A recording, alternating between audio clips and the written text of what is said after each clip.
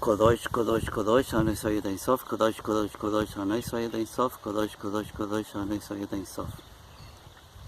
Amigos y amigas, hijos e hijas del pueblo de Israel y de los gentiles, a todos los que son llamados a unirnos, a prepararnos para los tiempos que están próximos a realizar el cumplimiento de muchas profecías. En ese sentido, quiero hablar de un tema que me pidieron que lo hablara. Yo he tratado de no tocarlo porque es de lo más pesado, y que es el tema por el cual está el título de este video, que es el ego. Yo trato de evitar hablar del ego porque mi experiencia ha sido muy mala en términos de la acogida de las personas al tema en sí mismo. El ego, que tiene que ver con un yo, con un falso yo, con una personalidad que nos hemos creado, pero que también es como el infiltrado de Satanás en nosotros. El ego, que es aquello que dice que yo soy el ser supremo, que yo soy superior y que en consecuencia todo lo que está frente a mí es inferior, las personas, las situaciones, las cosas que ocurren, todo está hacia abajo. Y consecuencia de este ego, que es muy parecido a la soberbia en algún sentido, que es la soberbia en términos concretos viene a ser un ego o una manifestación del ego, nos impide, entre otras cosas, encontrar amor, porque para encontrar amor, el amor verdadero, tenemos que saber dar, porque el amor se dedica a dar y el ego se dedica a recibir. De los primeros autores que hablaron del ego, de lo que yo he podido ver, así como lo más antiguo en este ciclo de tiempo, el presente, fue Salomón, hace 3000 años aproximadamente, que escribió este rey el libro de Eclesiastés. Y aunque ahí usa la palabra que se ha traducido como vanidad, es porque probablemente en ese momento él no tenía a mano el vocablo ego. Pero si ustedes reemplazan en todas las partes de este rollo de Salomón, ponen en vez de vanidad ego, les va a calzar mucho mejor el libro y lo van a poder entender. Es profundo, pensando que es el hombre que ha tenido más sabiduría sobre la tierra, es más que valioso su libro y por lo tanto es altamente recomendable que se lo lean. En los tiempos más actuales, de manera más moderna, está Osho, que escribió un libro sobre el ego, el libro del ego, que también ayuda a entender lo que es el ego. Es muy difícil de tratar de explicarlo. Cuando yo hice talleres sobre el ego en el centro enoquiano, siempre terminaba en peleas, increíblemente. Es como si fuera una invocación al diablo hablar sobre el ego, porque ahí sale el lado oscuro de las personas, el lado oscuro real, que se manifiesta y que toma el micrófono del cuerpo físico y se entromete e impone su visión, que como digo es del ego. Entonces el ego nos acompaña y nos daña totalmente, daña las relaciones en todo tipo de personas. Es muy difícil que nos podamos relacionar entre las personas y que nos podamos comunicar de manera correcta porque hay ego. En algunos países más que en otros se nota. Entonces, si uno le habla a la otra persona en forma directa y le dice las cosas como son, las personas normalmente dotadas de ego, y algunas con mucho ego, siempre lo toman mal. Y sin embargo, detrás de lo que se le está diciendo puede haber gran amor y unas verdades grandes como catedrales. Pero la otra persona que recibe no entiende ni quiere ver eso, porque solamente lo ve de su ego. De tal manera que si no está recibiendo alabanza sobre su personalidad, entonces el que está al frente es malo y le cae mal. Eso es ego. Recetas para el ego, cómo combatir el ego. Yo a lo largo del tiempo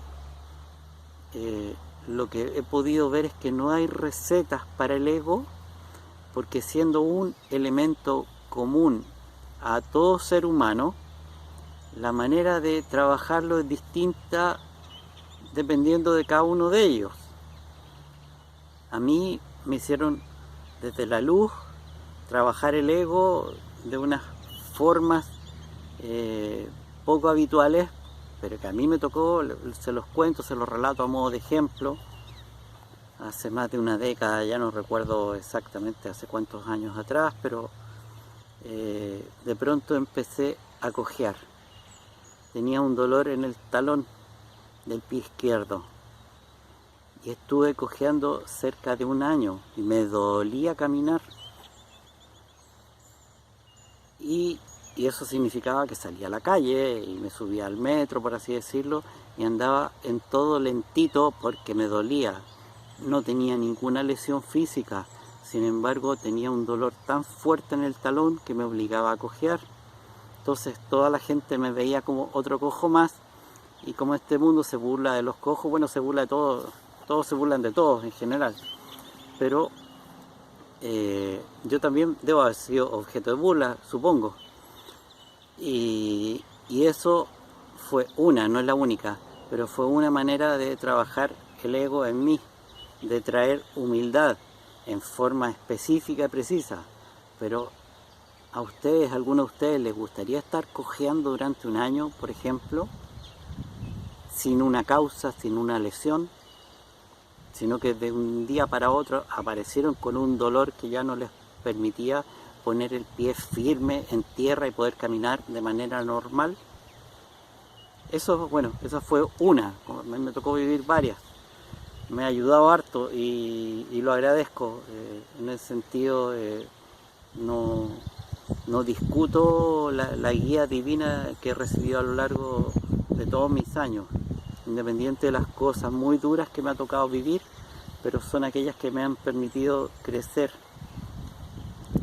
para lo que yo necesito crecer. Entonces, recetas, yo no les puedo dar recetas, solo algunos consejos generales, así como unos tips para todos. Primero, darse cuenta que todos tenemos ego, algunos más pulidos, ¿no? Y cuando uno empieza a pulir los egos, se va refinando, es efectivo. Lo que pasa es que se va refinando como la parte más bruta del ego, que es la que uno puede ver en algunos personajes que aparecen en la televisión, en las películas, algunos futbolistas que se les notan sus egos de manera muy notoria. Esa falta de humildad, bueno, esos son los egos como los más brutos de los egos, que son como los que están en la escala más baja y que son los que tienen casi toda la población, ¿no? Esos egos, no sé, por eso el ego de la mamá o del papá, que nadie le puede decir nada a un hijo o hija suya, porque su hijo es perfecto, ¿no? Y muchas veces el hijo y la hija merecen que le digan eso y mucho más tal vez de lo que le dijeron, pero el otro se ofende y lo siente como una gran ofensa que les digan algo que no sea una alabanza, y eso es ego. Entonces, primero reconocer que tenemos ego, y el ego paraliza todo nuestro proceso de crecimiento y de crecimiento espiritual, y nulifica la conciencia y produce mucho daño, y como les digo, y no lo estoy diciendo de manera simbólica, es como integrar al diablo en nuestra vida, ¿no? Es una manera de integrarlo en forma bien directa. Tal vez por eso le decía a Yeshua, o le dijo a Pedro, apártate de mí, Satanás. Tal vez se haya referido al ego de Pedro, que se manifestó en ese momento, porque como les digo, el ego nos acompaña en todo. Entonces lo primero es darse cuenta de que todos tenemos y tratar de pillarse, y de esa manera uno empieza a desarrollar una dinámica con las personas diferentes, porque ya no ve que todos lo están atacando a uno, porque normalmente lo más probable es que no reciba ataques, sino que sean simplemente comunicaciones con un lenguaje que en el idioma que sea es difícil, porque los lenguajes siempre son muy finitos, están muy limitados, entonces no nos podemos comunicar adecuadamente. Además tenemos no un óptimo uso del idioma propio, sino que en algunos casos muy deficitario. Eso se nota mucho aquí en Chile, por ejemplo, donde se habla, yo creo que debe ser el país donde se habla peor el castellano. Entonces, y por eso, como se habla tan mal, se ha tendido a inventar un lenguaje propio, una jerga chilena. ¿Por qué? Por ego. Así como que, bueno, ya no se trata de que yo soy malo para hablar, malo para estudiar, que no puedo aprender bien una lengua, sino que, no, yo soy alguien espectacular y me creo mi lengua propia. Y eso es puro ego. Entonces, en algún sentido refleja el ego nacional. Entonces, dándose cuenta del ego, lo otro es busquen por internet de distintas maneras algunas otras recetas sobre el ego y adapten las que les sirvan a cada uno. Como les digo, si uno logra vencer los egos, se allanan los caminos en todo tipo de cosas. Uno recibe un mejor tratamiento de los lugares donde uno va.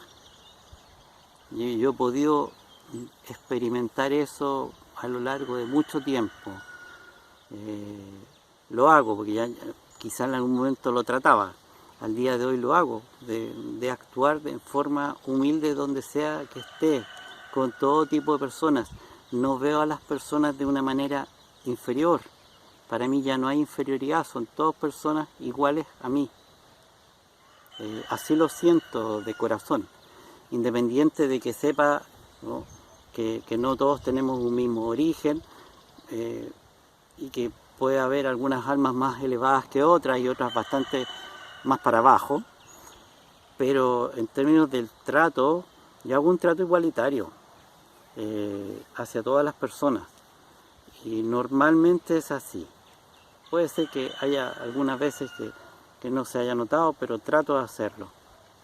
Entonces, son distintas maneras de ir viendo y rescatando no solo lo que es la humildad, sino que es ir sacando la personalidad que todos tenemos, la personalidad que formamos de vida en vida, más el acumulado de las distintas encarnaciones que hemos tenido, hasta llegar a un presente con algún tipo de personalidad de la cual tenemos que desprendernos.